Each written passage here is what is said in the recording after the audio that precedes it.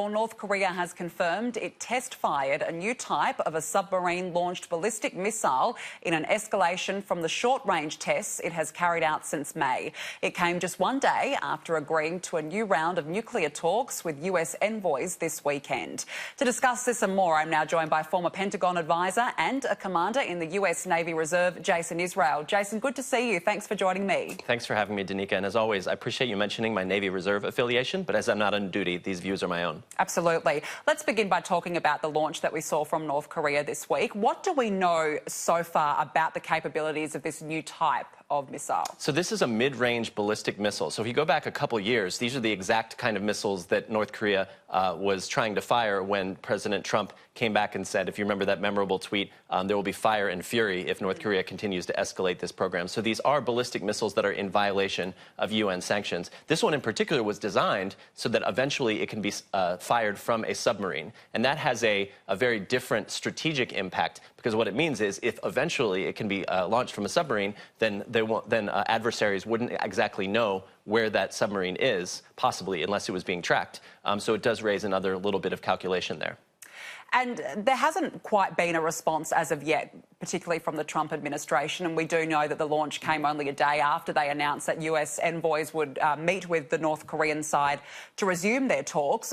Is this a strategy by the US, perhaps not to react so immediately to this? So I'd like to know if it's a strategy, because if you look at it, it's inconsistent, right, to just a couple of years ago where there was really strong reactions to this, where right now it would look to President Trump and anybody viewing him as a strategic loss, to saying that, that North Korea has continued these programs. So now that President Trump is so tied to whether North Korea is continuing its bellicose actions, you're not going to hear much, because he's going to say, oh, well, it's just this small missile test. But the fact is, some experts are saying that this missile could have 1,500-mile range, quite significant. And Japan has already said this is the first missile that has landed in their exclusive economic zone in 2 years. So there are allies that are concerned as well.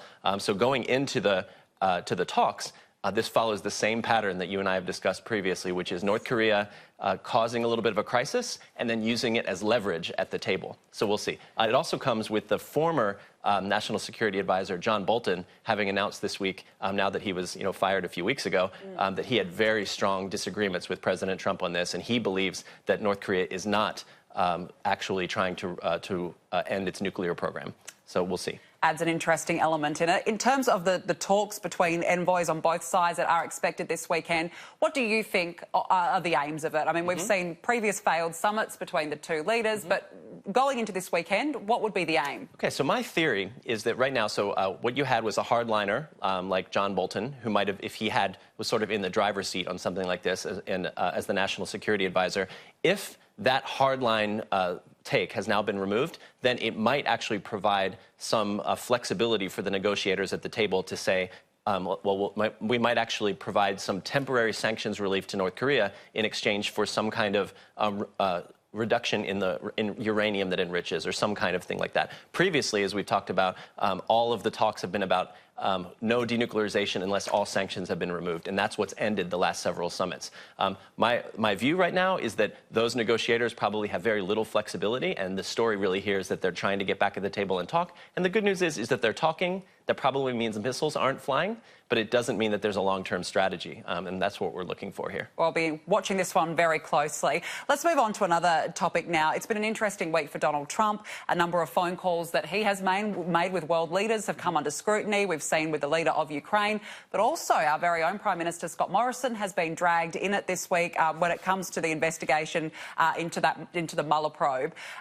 Is it common, Jason, for leaders to rely or to lean on other world leaders for help? Yes, absolutely. So let's say what Prime Minister Morrison did say about this was a call from one leader, friendly call to an ally, which does happen frequently. I think the question here, there's two. One is that was it an actual favor that he was asking to look into this for domestic political gain? The question is still out there, which would be unusual. And the second is that really the best use of time when you're actually talking to an ally? I mean, did they discuss other things? There's so many things on the U.S.-Australia plate. Is that the one thing that they're going to discuss is, hey, can you try to assist us with this investigation? I mean, that's the question. I think that it is a relatively routine call. You can't remove it from the context because of the impeachment hearings and things like that. But it does raise the question is when a president has the ability to make these phone calls and to use the power of the presidency to really negotiate or have discussions and things like that, how is the time being used? That's a question here. Yeah, that's a very good question.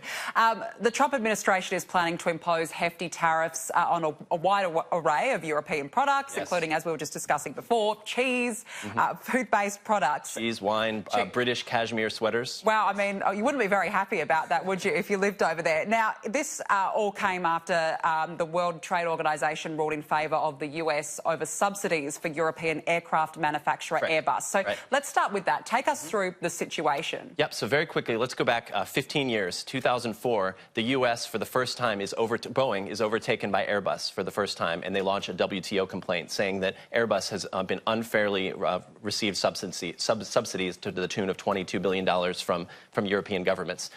Over the last 15 years, there's also been a counter suit, if you will, at the WTO, saying that Boeing has received some subsidies that would be illegal under the WTO. And it's very difficult to actually see where this money moves. For example, Boeing is also a defense contractor which receives government contracts, right? So some of the ways that the U.S. government could assist this competitor, the WTO has to look very closely at that. That's why it can take 15 years to look at this. Now bring us up to the present. As you mentioned, this ruling has actually allowed the U.S. to do $7.5 billion in counter tariffs to the EU. But the story here is actually in the next few months, the WTO will have another ruling, and that could be against Boeing. So what many are saying is that the U.S. should hold off on any tariffs because in the next few months, there could be another ruling that's actually in favor of Airbus over Boeing, which would kind of put them on an even playing field. And what they should be doing is getting together at the table and trying not to say, well, you know, French wine and Italian cheese and British cashmere should be taxed, and instead trying to negotiate. But as you've seen, President Trump has called this a major victory, and he's trying to double down and say that we're going to put tariffs on this. And as we know, those tariffs can actually ultimately raise the cost of products in the United States, and a lot of the importer organizations are really coming out against this. I mean, those that import Scotch whiskey are really up in arms, and they actually say quite seriously that this could lead to loss of bartender jobs and truck driving jobs and things like that if those imports are reduced. Just finally, I want to discuss, it's now been a year since the murder of journalist Jamal Khashoggi. Saudi Arabia has long been blamed for it, but it just appears over the last 12 months they haven't necessarily been held to account, almost have gotten away with it. Why do you think? So the reason they have gotten away with it is because of big power politics here. We're in an era right now where nationalist politics seem to be more important to many nations in the world, including the United States right now, than global politics and global norms of human rights. I do think that the anniversary this year, it was astounding to see that in Turkey, just outside the consulate, there was a major memorial. I mean, Jeff Bezos, who owns the Washington Post, to a paper that Jamal Khashoggi contributed to, also happens to be the richest man in the world, was there, along with the fiancé of Jamal Khashoggi, who waited outside for hours in the consulate while he was being murdered inside. Here in Sydney, there was actually a memorial outside of the Saudi consulate where one of the signs said this was the anniversary of the assassination of free speech. So he has still come to globally stand for something. However, the perpetrator, which the CIA came out and said is highly likely that Prince Mohammed bin Salman, the Crown Prince of Saudi Arabia, actually ordered the killing, recently just denied it again in a major interview. And the question is, what would it take to hold him to account? They have held apparently a trial within Saudi Arabia, but it's completely closed door. The result is not published. And then all it takes is somebody like the U.S. Secretary of State Pompeo, who came out and said that those perpetrators of the murder have already been held to account. And that's pretty much case closed when it comes to whether or not Saudi Arabia would be held accountable.